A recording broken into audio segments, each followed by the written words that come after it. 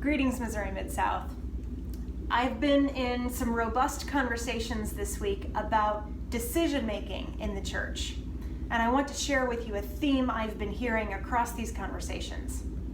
From talking with local church pastors to engaging in conversations about the United Church of Christ itself and its future, we're all wrestling with finding a balance between what we want the church to be and what we know we have the resources to implement.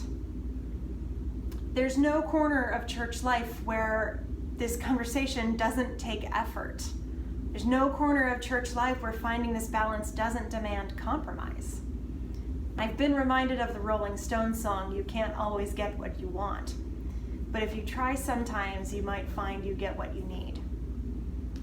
And I've also been reminded that when we look only for the balance between what we want and what we can do, we forget an important third leg of the stool.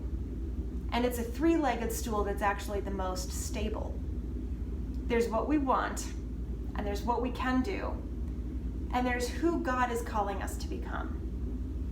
We ignore that third leg at our peril. In the end, God's call is going to determine what actually happens, regardless of what we want or what we can do. God is our partner in finding that balance and achieving true stability. If we ping-pong back and forth between what we want and what we can do, we only end up focusing on ourselves, and we don't really get what we need. And when we focus only on ourselves, we don't focus on Christ's mission in the world or how God is working in us and through us. When we focus only on ourselves, we are not being faithful to Jesus and to his church. Making big decisions, whether it's entering the O&A process or deciding to close your church or reimagining your structure and governance or starting a new ministry, these things are best done in community. It's best done when it's grounded in a strong sense of mission and identity. It's best done with an eye toward the future. But these conversations also come with a danger that we could deliberate forever and never take action. Sometimes you have to start and then adjust. Sometimes you have to start and then reevaluate. Sometimes you have to start and then restart.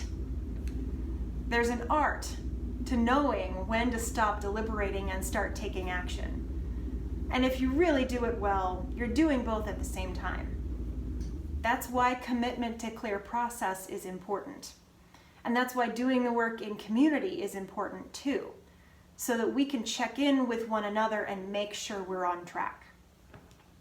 But the most important is the prayerful work of checking in with God and making sure that we are not substituting our wishes for God's will.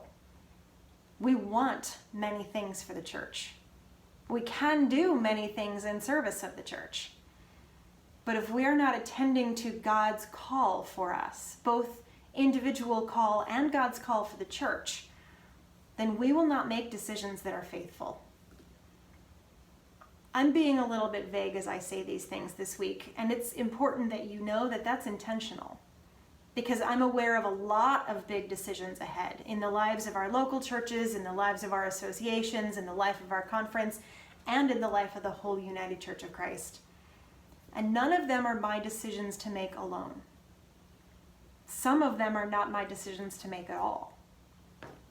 But we have resources to help you make decisions in your context, in your congregation, in your association, in your ministry setting. The conference exists to be a resource to you. And we can only provide you with resources if you let us know what you need. But chances are, you're not the first church to ask these questions. You're not the only church wrestling with big decisions. And the staff of the conference can help you. We can point you to where to go, or connect you with other churches facing similar choices at the very least. You don't have to make decisions alone, because you're not alone. We're here for one another. Thanks be to God.